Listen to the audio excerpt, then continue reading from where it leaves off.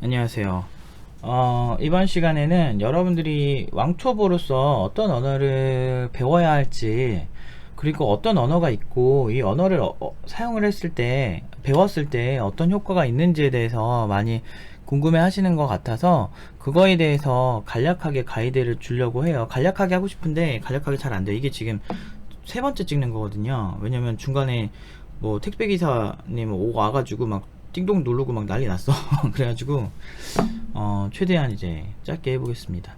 일단은 이 카이저님이 저한테 이제 질문을 해주셨어요. 유튜브 댓글로 질문을 주셨는데, 영상 올려주셔서 항상 감사합니다. 지금 팀노바 라이트 수강 중인데 질문이 있는데, 자바 듣고 C는 안 듣고 추후에 나올 PHP로 바로 들어도 상관없나요? 라고 물어보셨어요.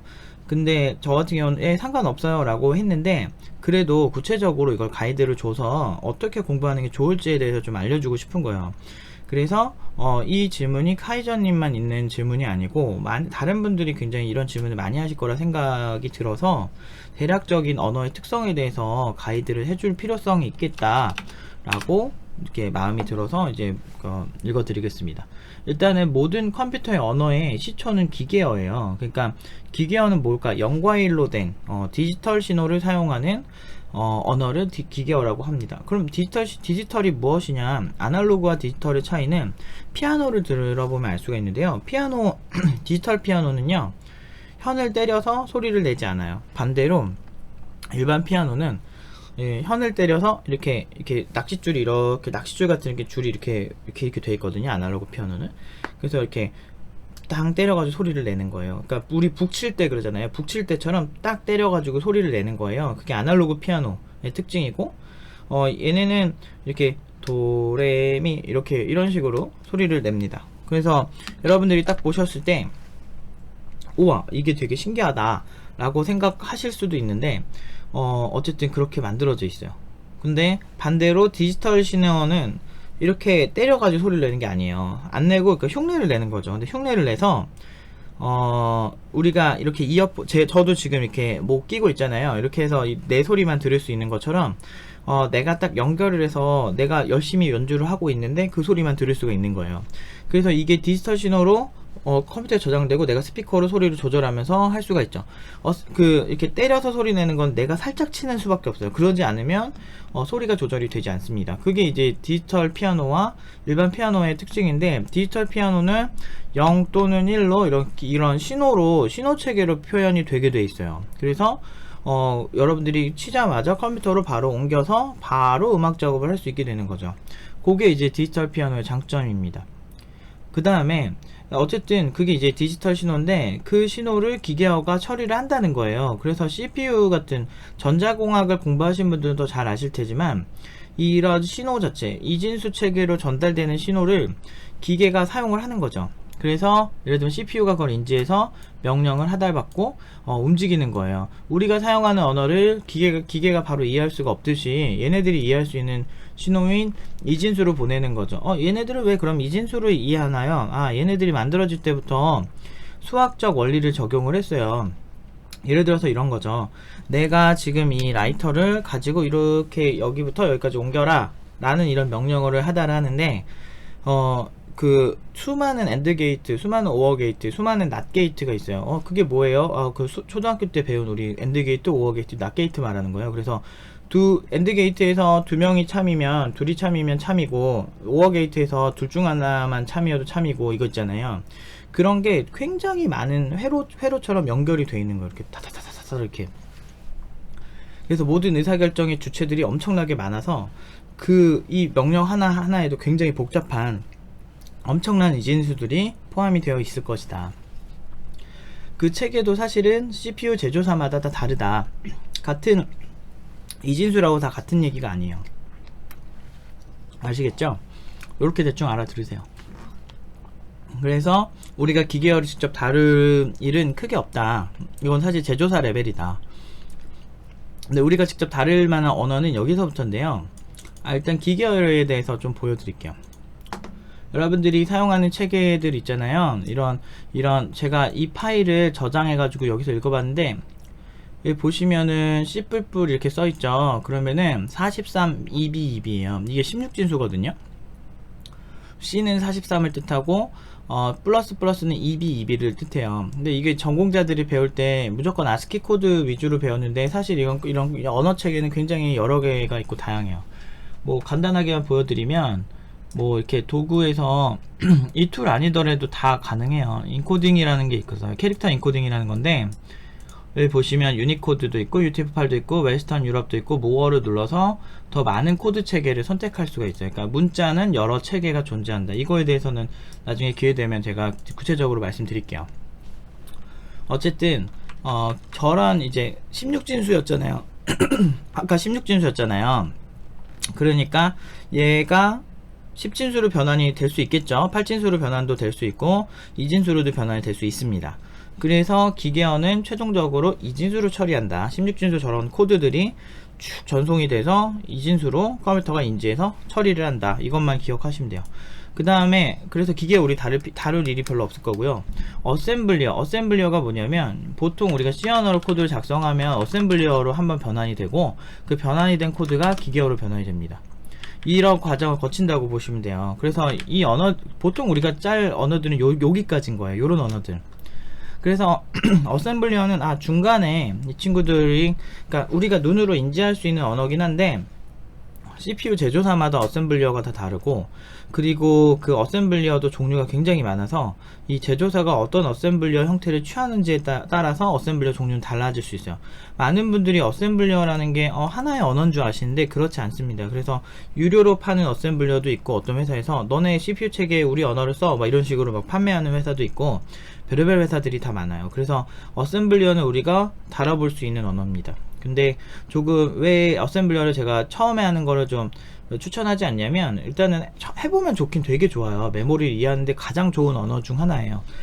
제가 봤을 땐 C보다 메모리를 이해하는 데는 최고의 효율이 나온다고 봐요. 근데 단점이 뭐냐면 굉장히 코드가 같은 코드를 짜더라도 굉장히 길어져요. 그래서 생산성이 떨어지기 때문에 어셈블리어를 보편적으로 잘 쓰지 않고, 운영체제별로 CPU별로 정말 다르기 때문에 다 이게 손을 봐줘야 되는 거야. 그래가지고 좀 손이 굉장히 많이 간다. 그래서 일반적인 생산적으로는 잘 안 쓰는 편이에요. 그러면 우리가 주로 쓰는 언어는 C부터 자바스크립트까지, 여기 말고도 굉장히 많습니다. 제가 그냥 한국에서 많이 언급되는 언어만 대략 적어 놓은 거예요. 근데 이제 이 C 언어는 1970년도 제가 이제 온라인 강의 조금씩 시작했죠. 그래도 시간 날 때마다 하나씩 무료 강의로 열심히 올려 놓을게요.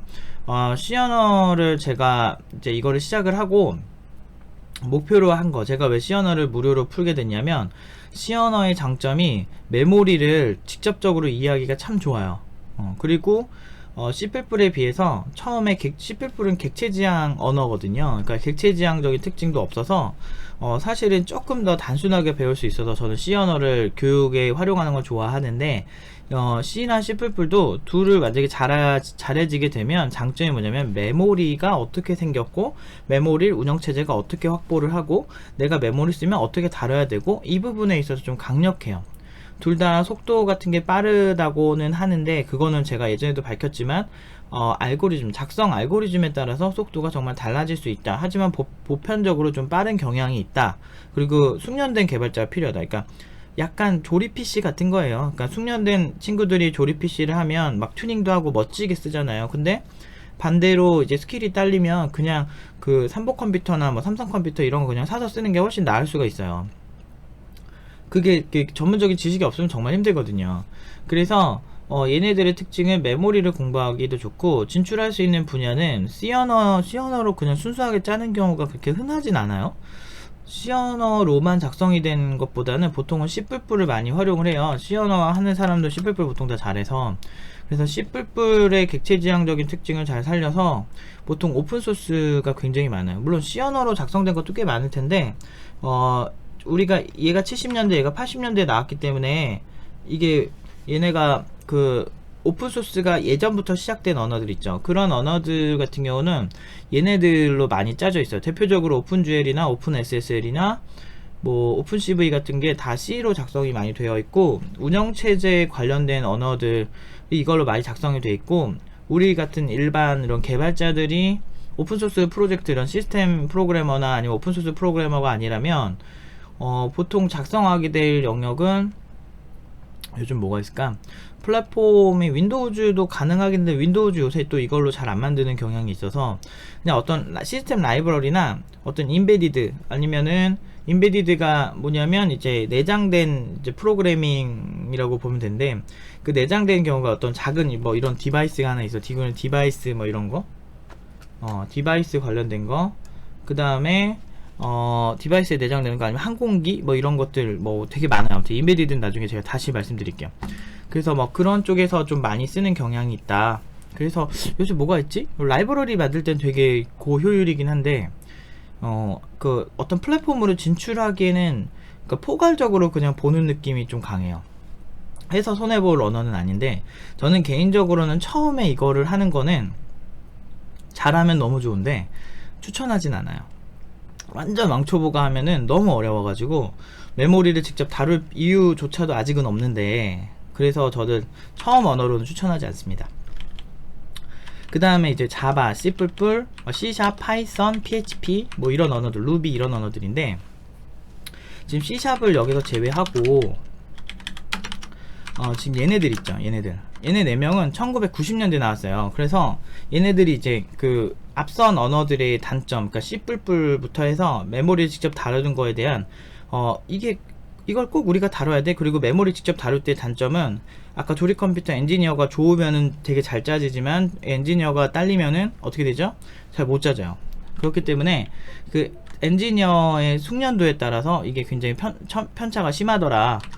그렇기 때문에 얘네들은 메모리를 직접 다룰 수 있는 거를 좀 우회시켜요.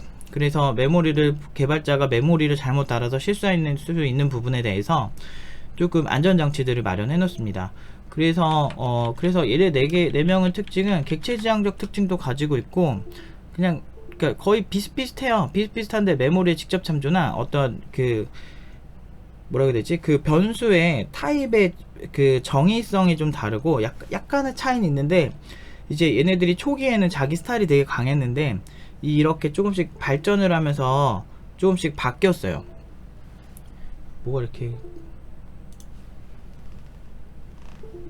뭐가 띠릭띠릭 거리지? 발전을 하면서 굉장히 많이 바뀌었는데, 어쨌든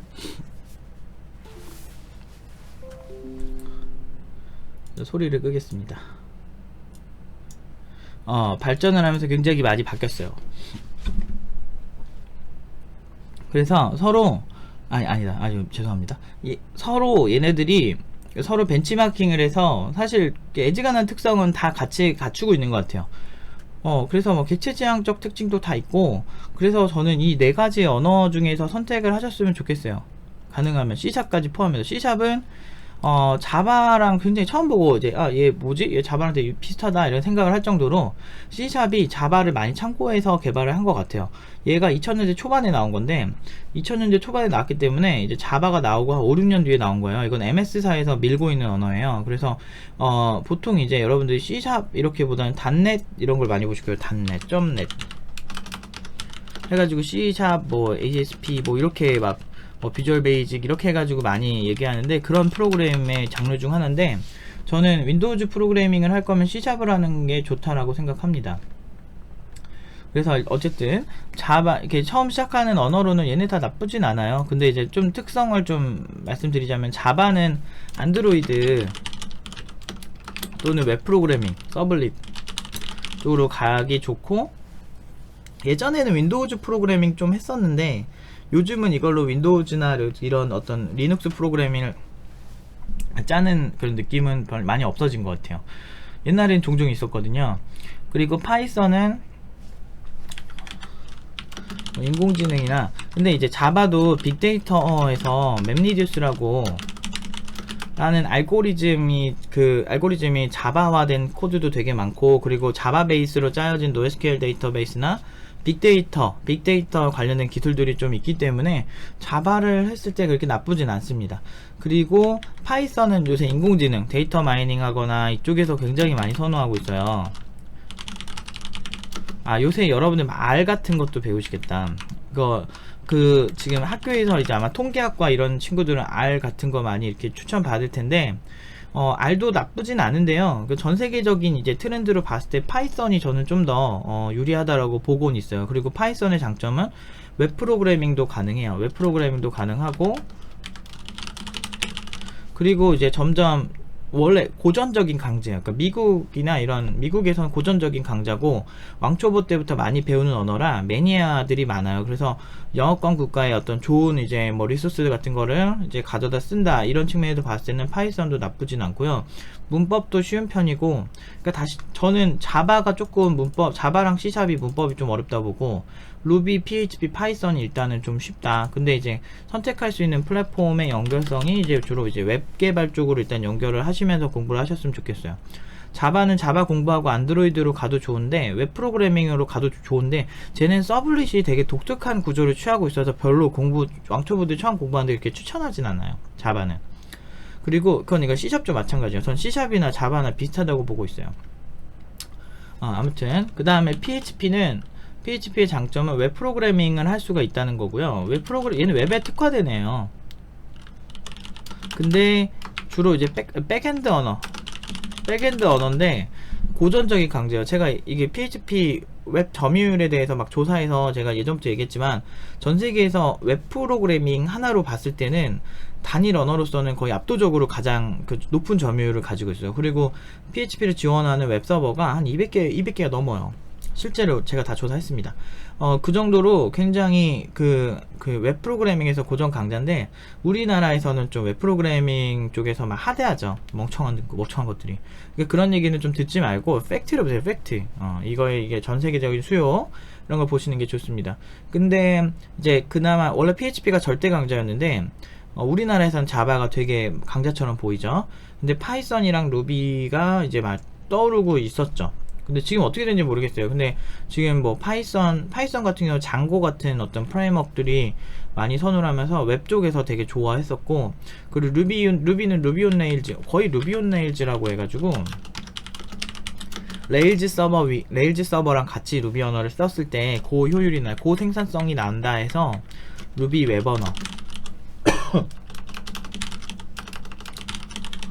얘네도 이제 웹 프로그래밍에 좀 특화가 되어 있는데 그 레일즈랑 보통 같이 쓰죠. 그래서 루비로 다른 프로젝트가 된 게 있나 잘 모르겠어요.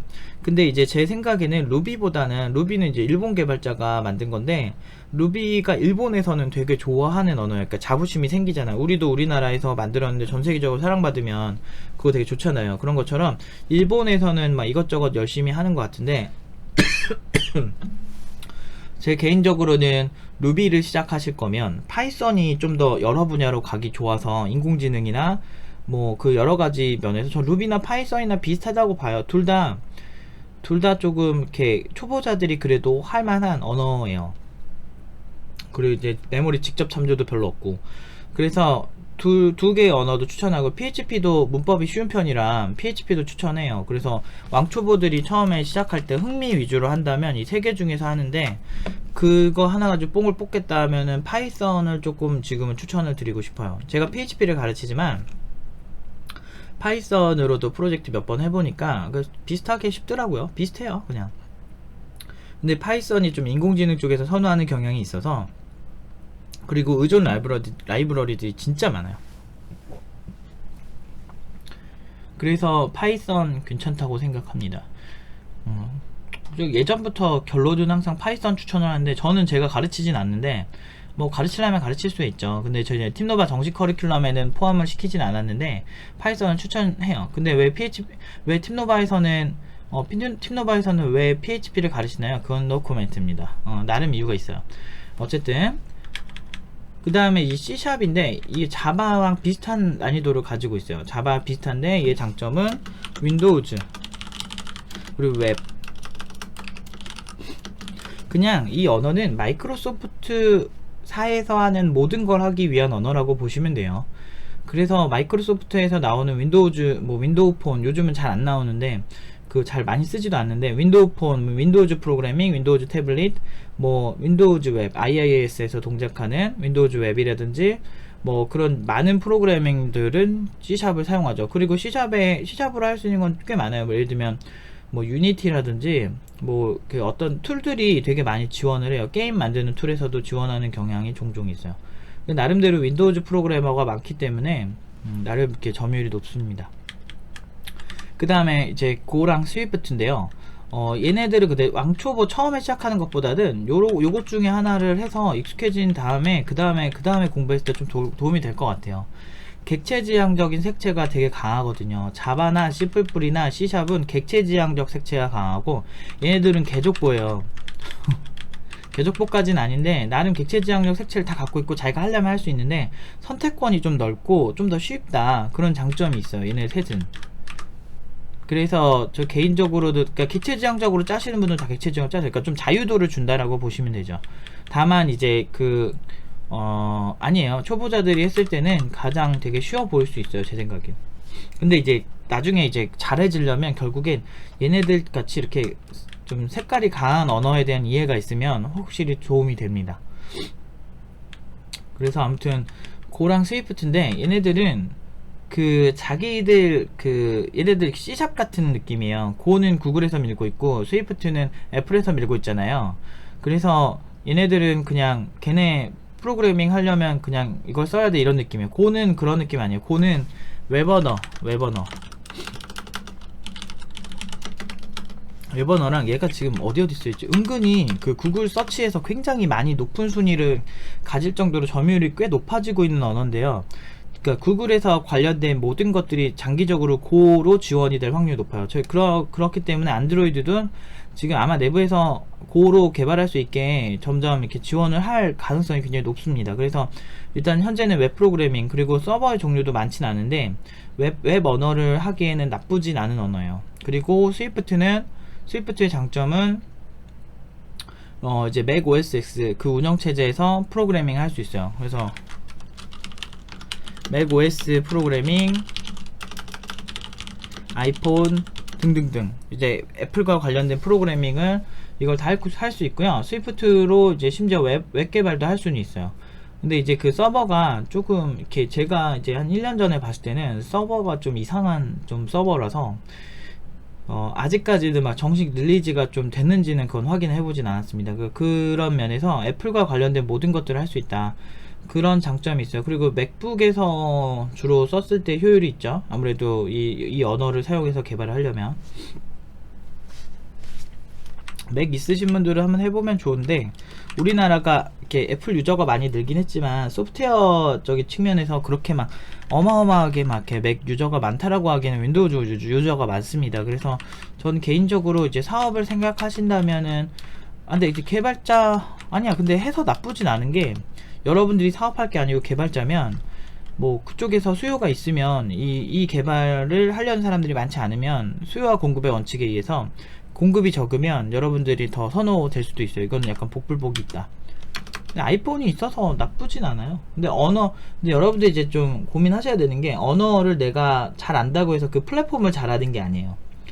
그 플랫폼은 달라. 맥 OS 프로그래밍이랑 아이폰 프로그래밍은 좀 다르거든요. 그래서 그 시스템의 특성이나 이게 다 달라서 언어를 안다고 해서 그 플랫폼을 잘한다, 이건 B입니다. 왜냐면은 자바도 안드로이드 잘한다고 해서 JSP를 잘하는 건 아니거든요.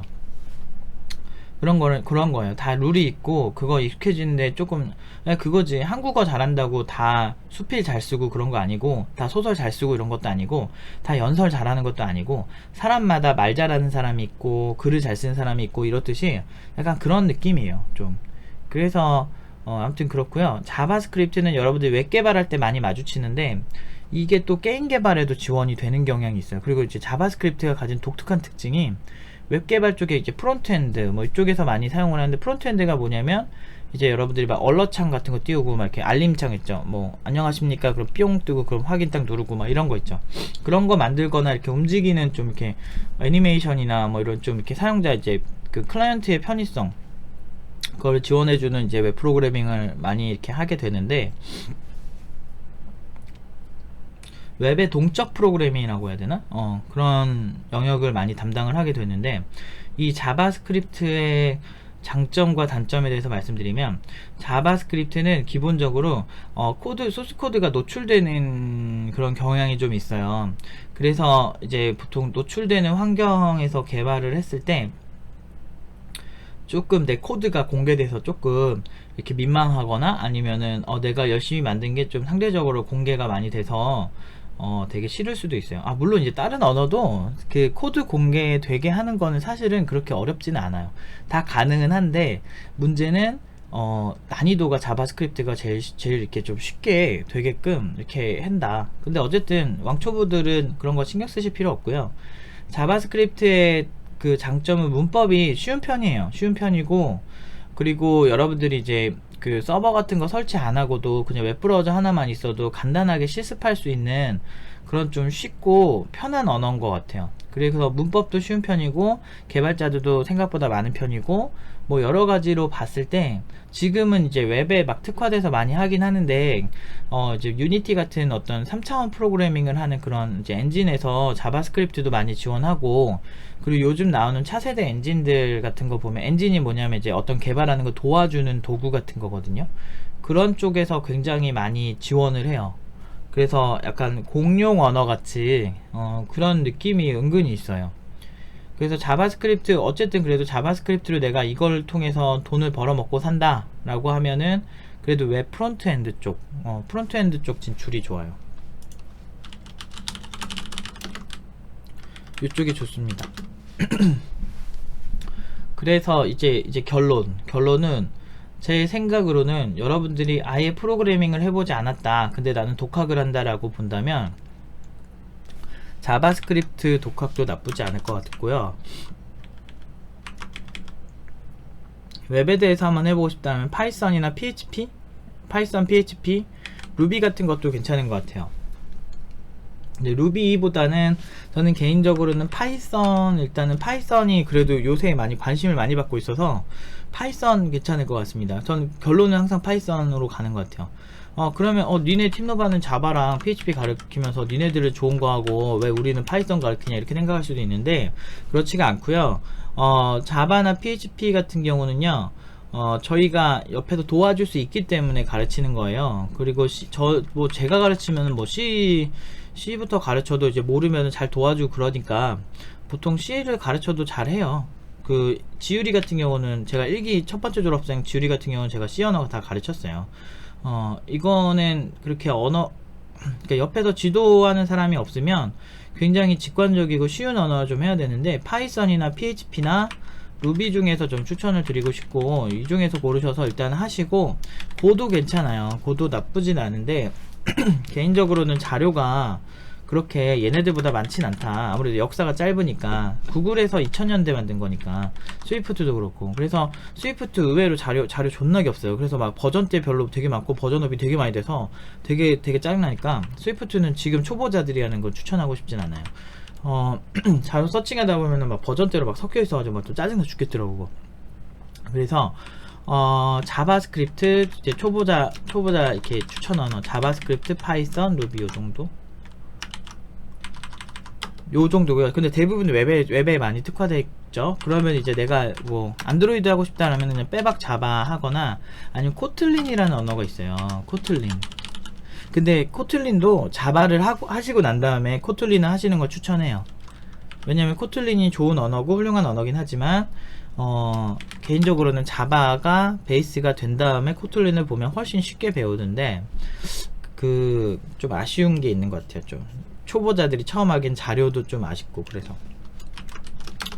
그래서 뭐 여기는 얘네들은 근데 빼박이에요. 고를 제외하고 스위프트, C샵 이런 거는 그냥 자기가 하고 싶은 플랫폼을 선택을 하면 되는 거니까, 이제 원하는 플랫폼을 선택을 하셔서 자기가 지향하는 프로그래밍을 하시는 게 좋은 것 같습니다. 이게 내 사진이 나오는데 이걸 옆에다 이렇게 해놨네. 봐보죠. 요거는 제가 댓글로 복사해서 좀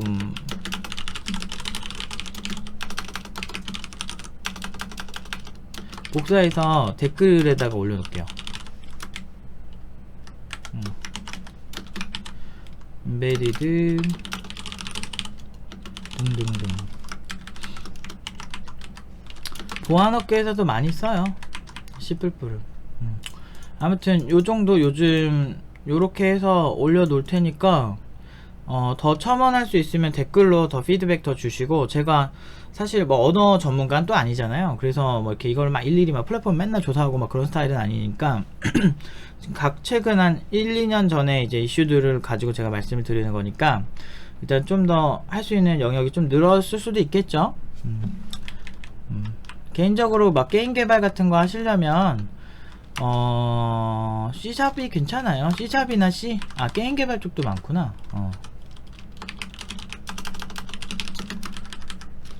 언리얼 엔진 같은 거 쓰려면 C샵, C++ 해야 돼요. 근데 언리얼 엔진이 그냥 걔도 이제 게임 만드는 엔진. 여러분들 막 게임 하다 보면 뭐 3000 밑에 보면 이건 언리얼 엔진으로 개발하여 막 이런 거 많이 보시잖아요. 됐어요. 요렇게 하고 또 질문 있으시거나 또 내가 선택이 잘 안된다 라고 하면 꼭 저한테 물어보세요. 여기까지 하겠습니다.